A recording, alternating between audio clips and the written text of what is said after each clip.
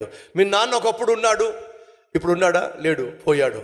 ఇప్పుడు మీరు ఉన్నారు, ఎంతకాలం ఉంటాడు? కొంతకాలం ఉంటారు, ఆ తర్వాత పోతారు. రాజా, దీనికి మీరు రాజభవనము అనే పేరు పెట్టారు, కానీ రాజా మాటకొస్తే ఈ భూమే దేవుడు మనిషికి అనుగ్రహించిన ఉండిపోయే స్థలం రాజా. ఇది ఒక సత్రం రాజా.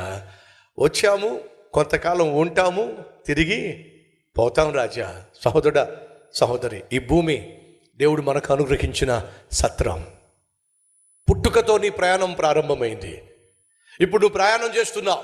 నీకు తెలిసినా, నువ్వు నొప్పుకున్నా ఒప్పుకోకపోయినా, ఒక్కొక్క రోజు నువ్వు ముందుకెళ్తున్నావు. దేని వైపుకి వెళ్తున్నావు తెలుసా? నీ జీవితం ముగింపు వైపుకు వెళుతున్నావు. అదే సమయంలో ఆత్మీయ జీవితంలో నువ్వు ముందుకన్నా వెళ్ళొచ్చు, లేదా నువ్వు వెనక్కైనా వెళ్ళొచ్చు. ఆత్మీయ జీవితం అనేది విమానంలో ప్రయాణం లాంటిది.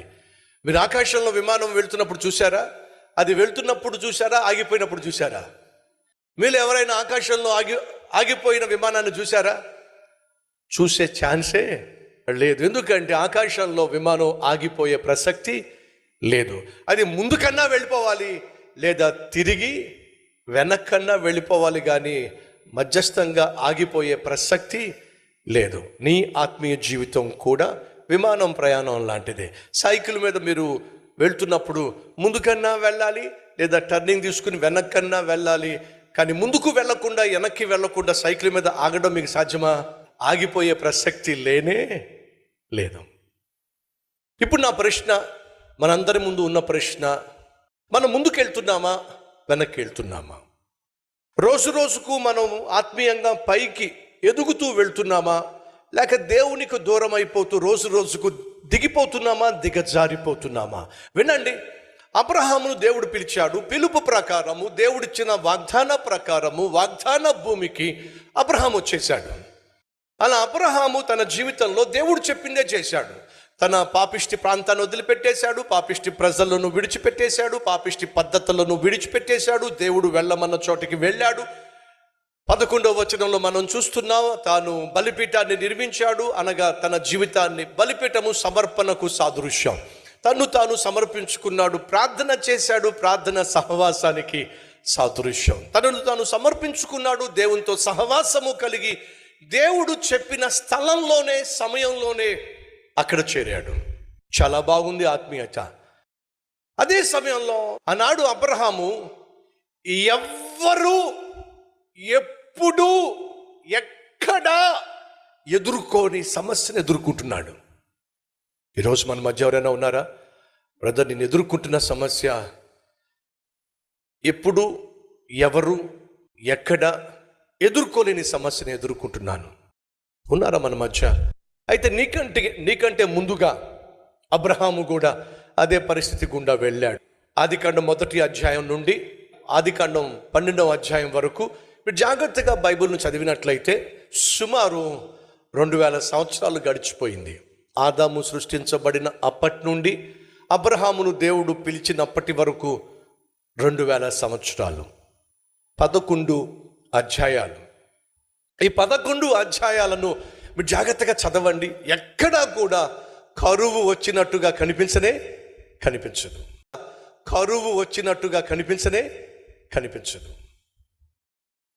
ఎక్కడా కూడా, ఎవ్వరికీ కూడా కరువు వచ్చినట్టుగా కనిపించదు. అనగా ఆ రోజు అబ్రహాము ఎదుర్కొన్న సమస్య ఎవరు, ఎప్పుడు, ఎక్కడ ఎదుర్కొని సమస్య ఏమిటంటే, తాను దేవుని చిత్త ప్రకారము ఉండవలసిన చోట ఉన్నప్పుడు, ఆత్మీయంగా జీవిస్తున్నప్పుడు అమ్మాంతంగా కరువు వచ్చి పడింది.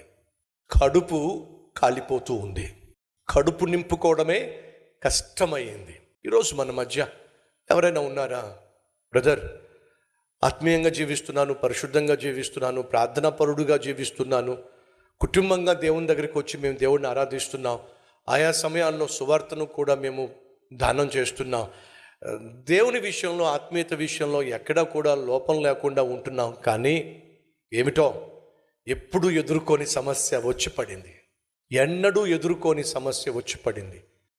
ఏమిటంటే, ఈరోజు కడుపు నింపుకోలేని పరిస్థితి దాపరించింది. బిడ్డలను చదివించుకోలేని పరిస్థితి దాపరించింది. ఎంతో కాలంగా ఈ పట్టణంలో ఉంటున్నప్పటికీ కనీసం తలదాచుకోవడానికి ఒక చిన్న ఇల్లు కూడా కొనుక్కోలేని పరిస్థితి మాది. 10, 15, 20 సంవత్సరాల క్రితం బైక్ మీద తిరిగాను. ఇప్పుడు కూడా బైక్ మీద తిరుగుతున్నాను. అది కూడా అప్పటి నుంచి ఉన్న బైకే. నా సంపాదనలో మార్పు రాలా. సుఖం కానీ సౌఖ్యం కానీ మా జీవితంలో మేము చూడలా.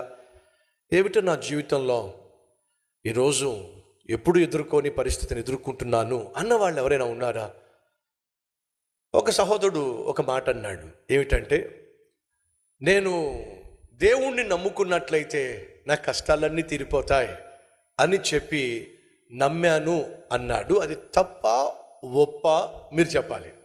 ఆ ఆత్మీయుడు అనుకున్నాడు, నేను దేవుణ్ణి నమ్మినట్లయితే నా కష్టాలన్నీ తీరిపోతాయి అని నమ్మాడు. అది కరెక్ట్ అంటారా కాదంటారా?